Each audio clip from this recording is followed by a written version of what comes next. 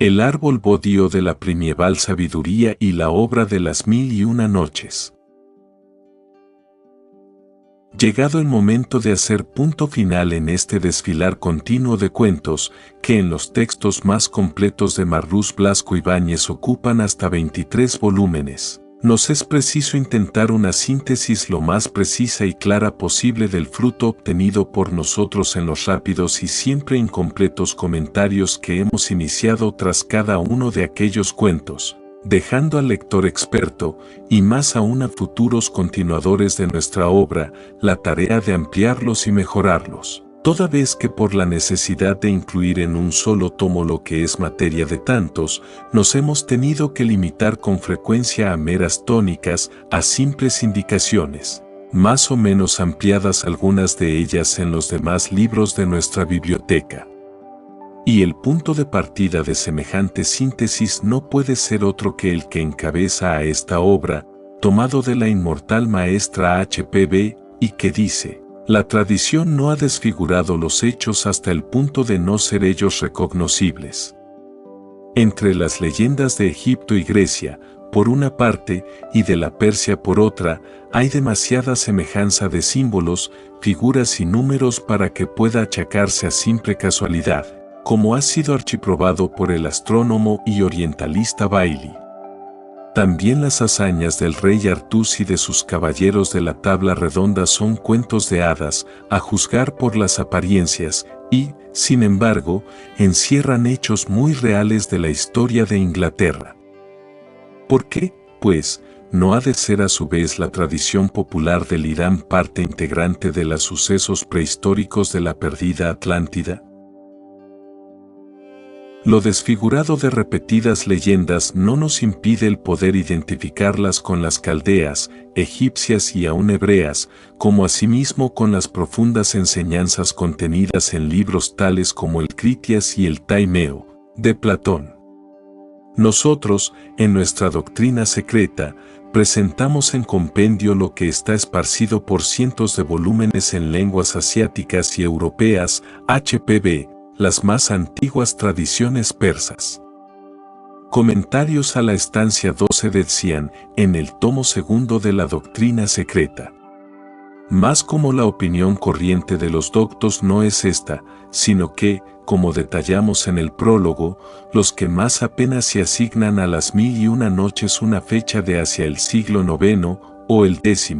fundándose lógicamente en los nombres de personajes, ciudades, religiones, etc., que en ella juegan, hay necesidad, ante todo, de conciliar criterios tan opuestos en apariencia.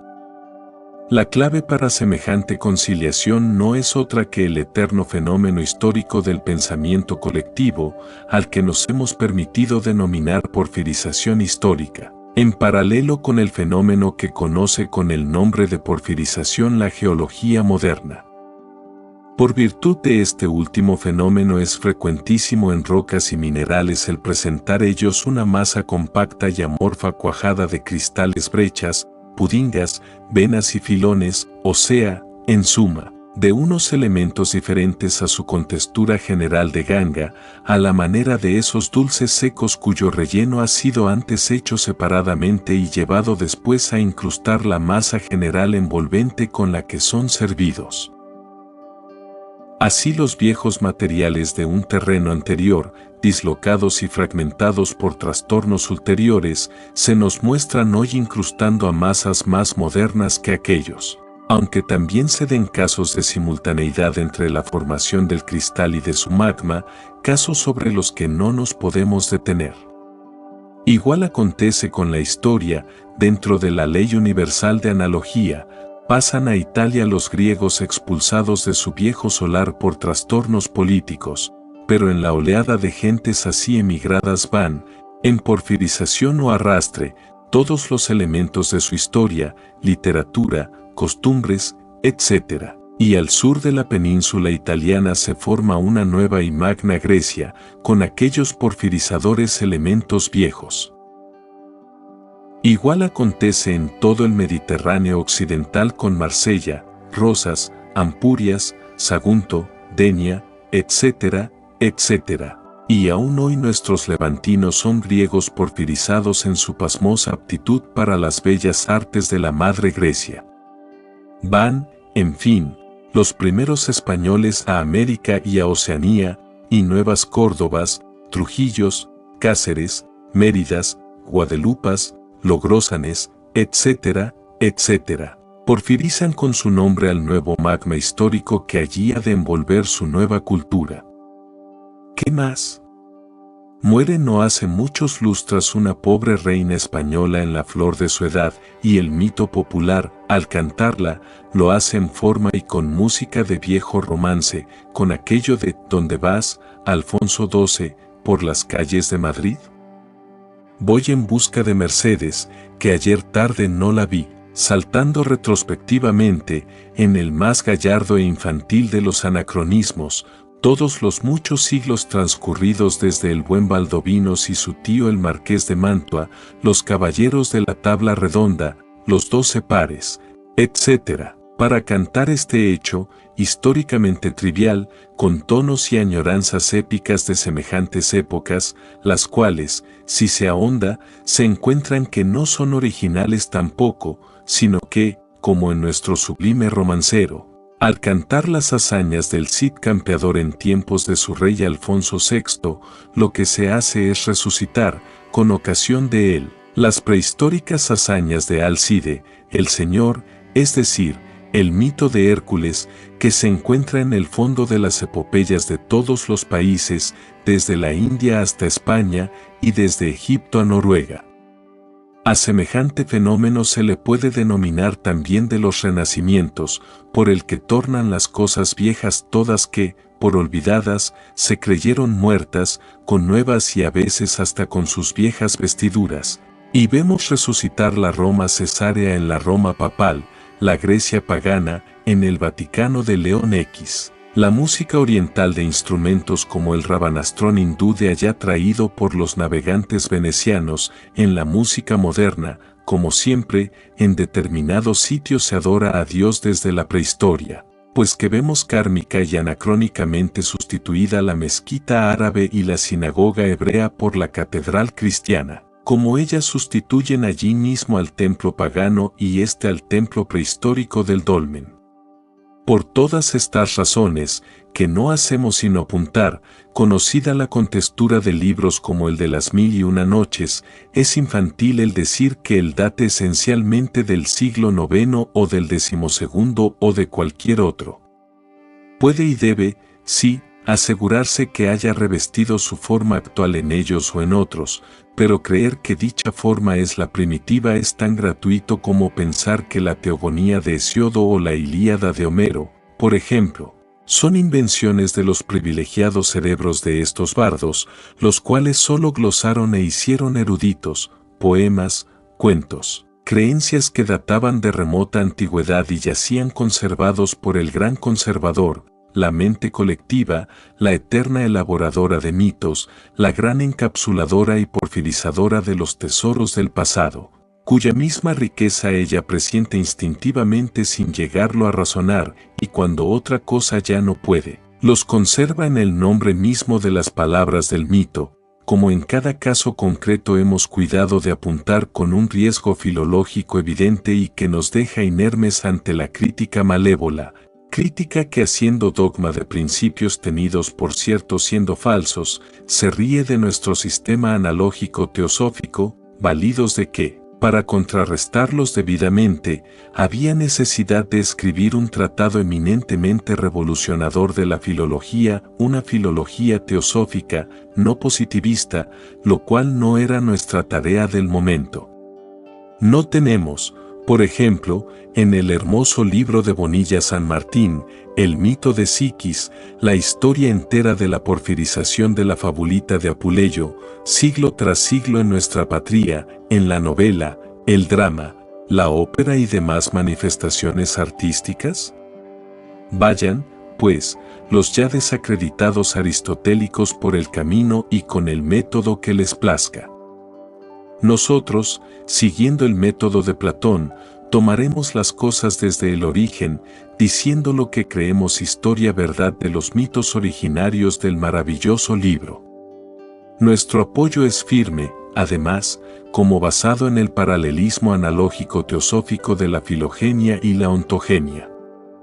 Si lo que está arriba es como lo que está abajo, al tenor de la clave de Hermés, el caso de cada hombre en particular es el de la humanidad entera, y ambos tienen que guardar, y, en efecto, guardan la más estrecha analogía.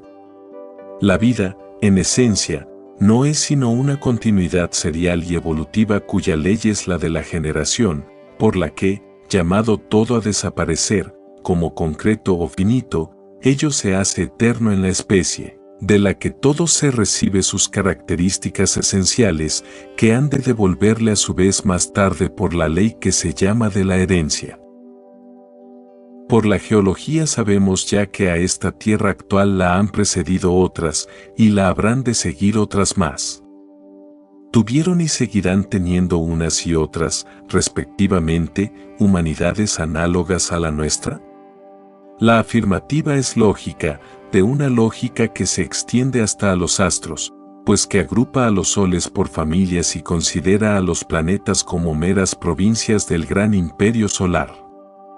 Hay, por tanto, en resumen, humanidades viejas, y en este y en otros astros humanidades jóvenes. De unas a otras, el tesoro de la tradición, tesoro que es ciencia, religión, arte, literatura, etc., ha pasado, sin duda, como pasan los bienes todos serialmente de abuelos a padres, hijos, nietos y bisnietos. Hombre y humanidad son traídos a la tierra por esa ley a la que se llama en sánscrito karma, y que es la divinidad misma hecha ley y reencarnada, o mejor aún, emanada, concretada y manifestada, y de la tierra llevados quizá a otros astros vecinos, así que terminan aquí su misión, pero antes de dejar el puesto a su progenie infantil, que habrá de sucederle, procuran hacerla el legado de cuanto amaron, supieron y poseyeron. Lo que hay es que los bienes se dividen y que la capacidad receptora de los legatarios o herederos, más jóvenes e inexpertos en la vida, suele ser siempre menor, por la edad, que la de los testadores. ¿Qué habrían recogido los salvajes de África o los indios de Oceanía del legado cultural y afectivo europeo, si la Gran Guerra hubiese sumido en ruinas y tinieblas nuestra moderna cultura? Menos de un 1 por 1000.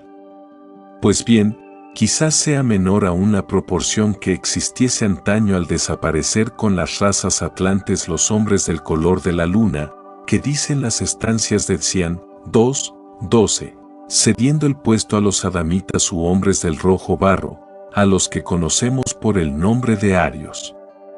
No olvidemos, en efecto, que de los padres nuestros y de las humanidades primievales va derivando, eslabón tras eslabón, el tesoro del lenguaje cuyo origen es divino, porque ellas eran de dioses, los dones de la imaginación con sus cuentos, las leyes del número con sus sistemas de contabilidad, etcétera, etcétera. Porque, como dicen sublimemente las primeras páginas de Isis sin velo, no vacilamos en admitir la afirmación de Buffet de que lo esencial es siempre lo mismo y, ora procedamos hacia adentro, cercenando el mármol para descubrir la estatua por la imaginación encerrada en su masa. Ora procedamos hacia afuera amontonando piedra sobre piedra hasta erigir el templo. Nuestro nuevo resultado no es más que una antigua idea.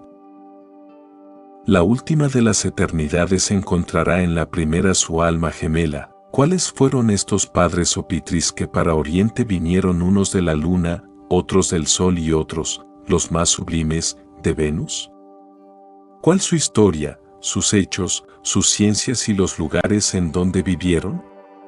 Esclarezcalo la ciencia, que a nosotros solo nos interesa hoy el consignar que hubo tales padres, los cuales nos legaron la tradición en forma de mito, para que así pudiese pasar incólume las noches y los inviernos de inacabables edades y brotar en las ulteriores primaveras culturales e iniciáticas de hombres y pueblos, ya que la enseñanza de la doctrina tradicional, en gran parte aún por dar, es esta, HPB, de dos de la DS al caer la Atlántida y sucederla a los pueblos arios, que ya existían desde muchos siglos antes. Los enormes conocimientos de aquella raza cuarta fueron empleados en el mal y no en el bien, como los de las ciencias y artes hoy en la Gran Guerra, y la sabiduría primitiva, por ellos heredada de los lémures de la raza tercera o paradisíaca, ciencia que antaño era patrimonio de todos, se fue haciendo más y más secreta porque ante el avance necromante de los sacerdocios explotadores del pequeño,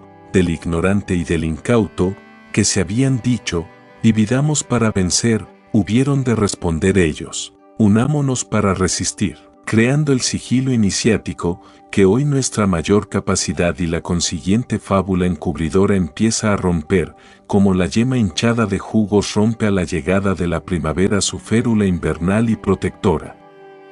Ya es verdad harto axiomática para el teósofo, por encima siempre de las sacerdotales religiones positivas, que toda religión es coraza protectora del débil, pero red aprisionadora y falsa de las mentes fuertes que no deben ver en ellas sino sublimes mitos que velan y revelan, o vuelven a velar las verdades de aquella sabiduría primitiva, legado de nuestros mayores. ¿Quién será el necio que desprecie la fábula, por ser fábula, si ella es el único alimento posible de las mentes infantiles? Un dogma religioso es siempre un mito, es decir, una verdad oculta bajo el ropaje de la mentira, al tenor de la notabilísima fabulita de Lictue, que insertamos al comienzo de nuestra biblioteca teosófica de las maravillas, y la religión de las 1001 noches no es, como dice HPB, de las religiones primitivas anteriores a las religiones arias, que se han llamado jainismo, parsismo, brahmanismo y mosaísmo, sino rosados cuentos de niños, los más propios para formar su imaginación, antes de que de tales cuentos se apoderasen los sacerdocios para explotarlos, creando las religiones todas, por sublimes que éstas nos parezcan. Edad, pues, de los cuentos originales del gran libro. La de los últimos días atlantes, o sean los 11.000 años, como mínimo, transcurridos desde el último hundimiento de Poseidonis, la isla de Platón. ¿Edad del libro en su forma actual? La que la ciencia quiera, pues que siempre la esencia del cuento, sea el que fuere, toma un traje en cada época de cultura y el figurín último que nos sirven Galland, Marrús, etc., es el del siglo IX, como indicamos en el prólogo, sin perjuicio de que en la obra literaria, cualquiera que se haga en Occidente, como en la tienda del árabe beduino, se escribe o se vive cada noche y cada día, como se cuenta del Corán, una página nueva de una nueva versión del eterno libro. Es más, y dicho sea ya en un campo de plena y franca poesía, nuestra alma se estremece bajo el dulcísimo efluvio de la narración milnocharniega, pensando ¡ay! Que santos arrullos de amor y de consuelo de unos padres con ojos espirituales, ojo de Dagma o de Cíclope, junto a la cuna triste de un hijito que naciera ciego, porque el pecarlo de Adán, el abuso del sexo y su necromancia, les cerraba desde su nacimiento casi el ojo celeste de la espiritualidad para abrirle los dos humanos ojos de la razón. ¿Qué no haría un padre amante con un pequeñuelo en tan infaustas condiciones de inferioridad nacido? Pues le contaría y cantaría el religioso mito de la histórica caída atlante, personificándola en la esposa infiel del sultán, Eva funesta, que acarrease la caída de todos sus congéneres noche tras noche, hasta que María Scheherazada, ¿me entendéis, analogistas?, se lanzase heroica a redimir a la humanidad caída del tributo aquel de las 100 doncellas por el divino parto de los cuentos concatenados impasiblemente, bajo filo de espada, por su imaginación fecunda, cosa que es, ni más ni menos, lo que hacemos nosotros todos con la abra de nuestras manos y el parto minervino de nuestras mentes, bajo la segur siempre enarbolada sobre nuestros cuellos por la intrusa. Y le contaría también los celestes tesoros que con la caída perdiese y con su redentor esfuerzo ha de volver a encontrar, metiéndole, ciego y todo, en el subterráneo de Aladino, que no es sino darle la visión astral y mental de los solares campos elíseos o cielo, que tras la muerte nos esperan, como espera el premio al esfuerzo, y al negro invierno triste, la divina primavera, y le diría con quienes tiene que luchar a ciegas en este bajo mundo, que es cárcel y es campo de batalla. El Kurukshetra del Mahabharata, haciendo de su tal ceguera psíquica acaso su mejor arma, porque así tamaño velo de Isis le impide ver la horrible y la amenazadora monstruosidad del enemigo, y, en fin, le hará héroe, como Camaralzaman, como Hércules, como Sigfredo, como todos los del panteón hindú, griego o nórdico, héroe capaz de reconquistar a su ego superior perdido en el nuevo y perdido paraíso de todas las vaduras, de jamiras y valquirias simbólicas conocidas. ¿Forma? La forma del cuento variaría, no de pueblo a pueblo, sino de momento a momento, pero el cuento eternamente sería, es y será el mismo.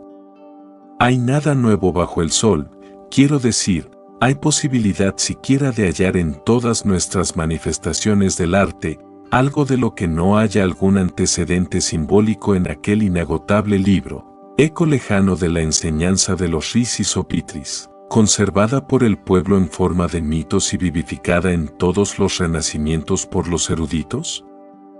Por eso nuestra conclusión es esta: las 1001 noches, en sus primitivos cuentos, salvando, naturalmente, formas y detalles de su porfirización ulteriores, precedieron al fenómeno religioso ario, o sea, a la sustitución del rosado juguete imaginativo del niño por la pesada cruz del dogma religioso, cruz impuesta a la humanidad por la necromancia de los últimos atlantes, y de la que no llegará a redimirse hasta que conozca la rosa pentafolia del pensamiento religioso elevado tras su fábula a pensamiento teosófico, de ciencia de religiones y religión de las ciencias futuras.